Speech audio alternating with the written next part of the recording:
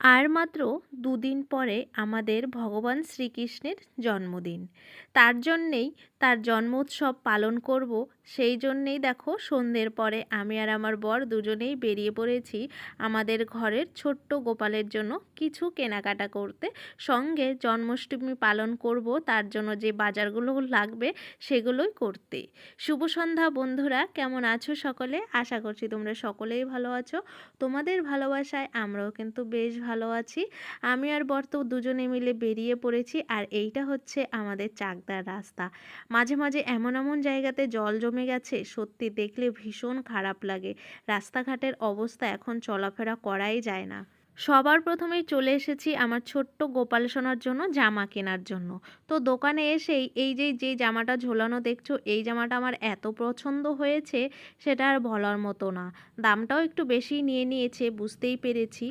আর দোকানে কিন্তু প্রচুর পরিমাণে ভিড় ছিল। শুধু আমি নয়, আমার মতন কিন্তু অনেকেই গোপালের জামাকাপড় কিনতে, সাজসজ্জা কিনতে ব্যস্ত।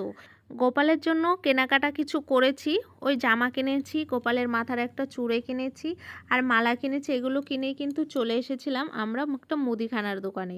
মুদিখানার দোকানে বাজার টাজার করার পরে চলে এসেছি ফুচকার দোকানে। তো দুজনে ফুচকা খেয়ে চলে এসেছি। আর তো কিছু খাওয়ার উপায় নেই, তো নিরামিষ দেখলাম ফুচকা, তো ফুচকাটা খেয়েই চলে এসেছি। আর এই যে দেখো জামাটা কতটা সুন্দর বলো, ভীষণ পছন্দ হয়েছে। শুধু আমার না, বাড়ির সকলেরই পছন্দ হয়েছে। বাবাকে দেখিয়েছি, সবাইকেই দেখিয়েছি, আমার মাকে ভিডিও কলে দেখিয়েছি, আমার দুই দিদিকে দেখিয়েছি, সবারই ভীষণ পছন্দ হয়েছে। আর এই যে দেখো গোপালের মাথার এই চূড়াটা দেখো কি সুন্দর, কি বলবো, স্টোনের এত পছন্দ হয়েছে। তো এগুলোই এনেছি। আর চুলটা আনতে ভুলে গেছিলাম, তো চুলটা হচ্ছে আজকে নিয়ে এসেছি আমার বর। এবছর মনে অনেক ইচ্ছে রয়েছে ভগবান শ্রীকৃষ্ণের জন্মোৎসবটা মন ভরে পালন করার। দেখা যাক কতদূর কি করতে পারি।